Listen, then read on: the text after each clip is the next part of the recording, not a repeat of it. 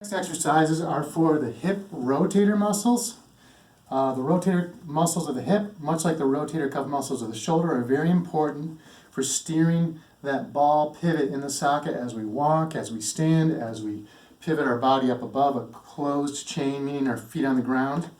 So a really good way to target this hip opportunistically is anytime you go to sit in a chair, so any meal, or anytime you're going to get up from a chair or spend some time in a chair, this is a really good opportunity to do this exercise throughout the day. So you're going to sit in the chair and bring one foot up over the other knee. If you're having trouble doing this because the chair is too low, then scooch to the front edge of the chair.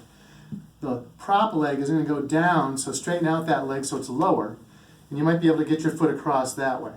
From here, you want to use your spine to elongate and activate the stretch into the hip.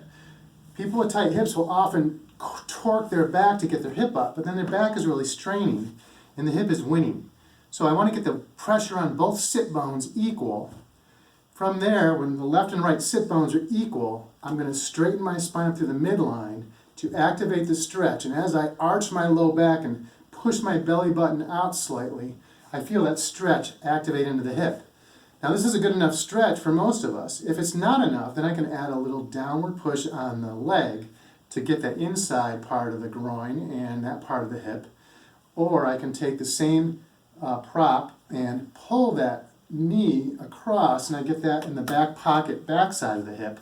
But all along, the activation of the stretch is through the posture. So upright, elongate, and then thirdly, a deep, deep inhale expands from inside out, and I get that three-dimensional part of the stretch, and that activates a little bit more intensity into the stretch. So using the breath, very old concept, but we often forget to breathe. So there's that extra stretch.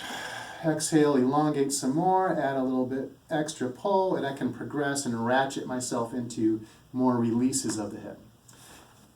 Oh, also about 20 to 30 seconds of stretch, 3 rounds. You can alternate this way, and that's just done on both sides, so you have a reference point. Even if you have a diagnosis of one side being problematic, make sure you do both sides.